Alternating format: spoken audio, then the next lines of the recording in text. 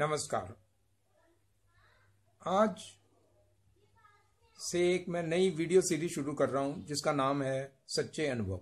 इस सीरीज में मैं अपने कुछ ऐसे अनुभव आपसे शेयर कर रहूँगा जो समाज कल्याण के लिए होंगे। इसके साथ मैं अपने साथियों के और आप सब जनता के भी ऐसे अनुभव शेयर करना चाहूँगा। आज जिस विषय पर मैं चर्चा कर रहा हूँ वो है भ्रष्टाचार और प्रदूषण।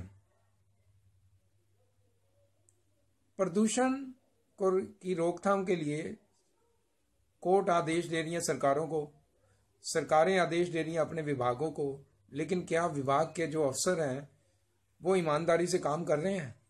क्या आप जानते हैं कितना पालन हो रहा है आदेशों का? मैं आपको एक उदाहरण देता हूँ। आज मैं अखबार पढ़ रहा था, अखबार में लिखा था कि ईस्ट एमसीडी ने कल 6800 के करीब तंदूर जलाने पर ढाबों और रेस्टोरों का चालान किया। मैं अपने साउथ एमसीडी इलाके में रहता हूँ, तो वहाँ एक ढाबे पे मेरी बात हुई। तो ढाबे वाले से मैंने पूछा कि क्या आपके यहाँ भी एमसीडी वाले आ रहे हैं? तो वो हंसने लगा, कहता है हाँ, कल घूम रहे थे, आते हैं, लेकिन उनको क्या चाहिए, पैसे दो और तंदूर जलाते रहो, काम करते रहो। मैं उसकी बात से हैरान नहीं हुआ, क्योंकि ये भ्रष्ट व्यवस्था तो है ही, आप सब जानते ही हैं। लेकिन सवाल ये है कि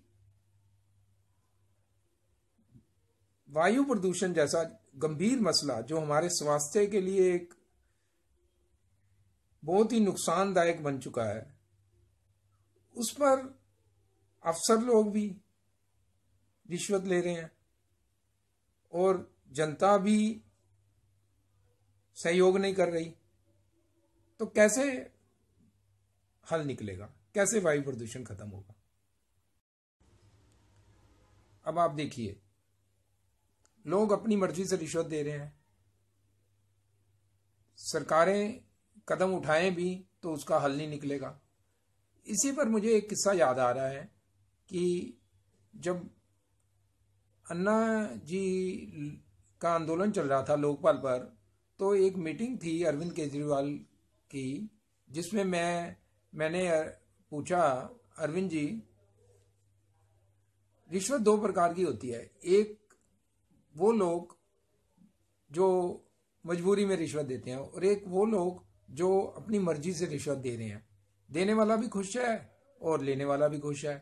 तो लोकपाल में ऐसा क्या प्रावधान होगा कि जो इस प्रकार की रिश्वत है जिसमें दोनों खुश हैं, उसका कैसे हल निकलेगा? तो अरविंद ने बोला कि हम उसका भी प्रावधान लाएंगे लोकपाल में, लेकिन क्या लोकपाल में आया और लोकपाल का क्या हाल हुआ आप सब जानते ही हैं।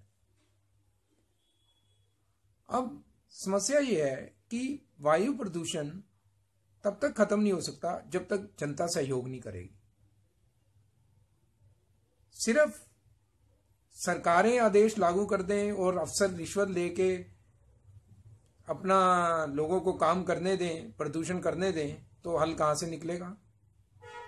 तो बिना जनता के सहयोग से कोई भी समस्या का हल नहीं निकल सकता।